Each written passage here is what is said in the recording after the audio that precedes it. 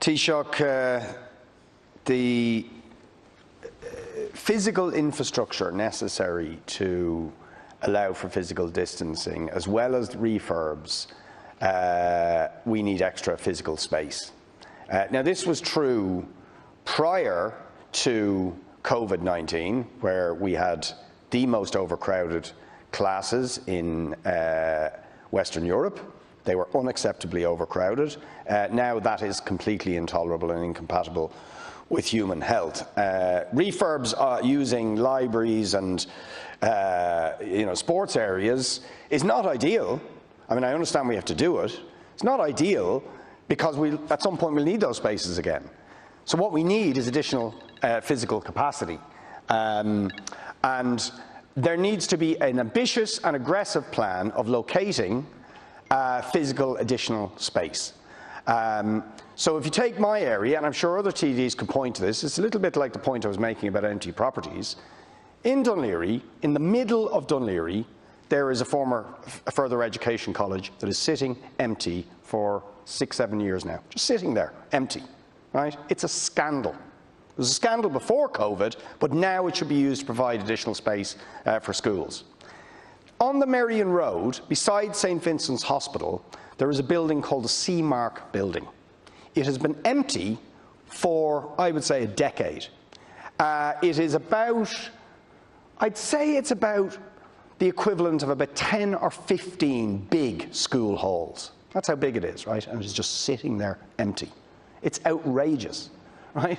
I think Dún Laoghaire Rathdown, but I'm not sure about this, has significant empty space up in Cherrywood. Now that's just one administrative area, Dún Laoghaire Rathdown County Council, that I'm familiar with. Right? And this is against a background where many of our school students are in prefabs, Gael School Foric and Ballybrack in prefabs for decades. How are they going to expand?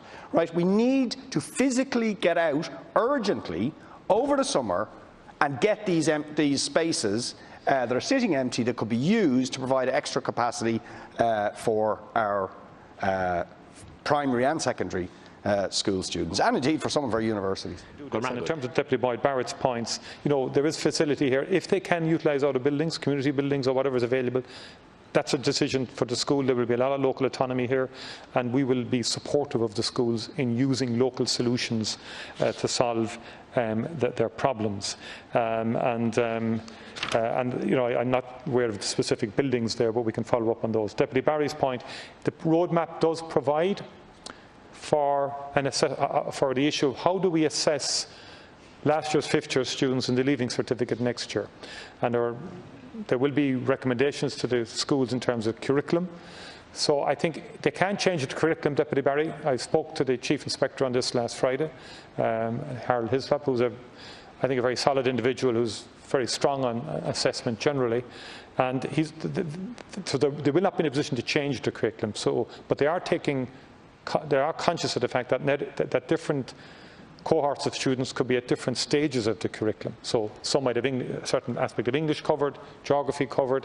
What they propose to do is widen the choices in questions that students will have to face next year in the Leaving Certificate, and to take cognizance of the fact that there were a number of months out of school this year, and that means therefore they may not have all of the curriculum covered by the end of the year.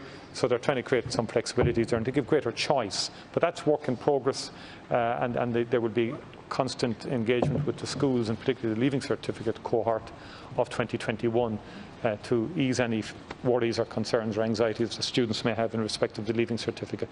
But it is proposed to have the Leaving Certificate physically next year.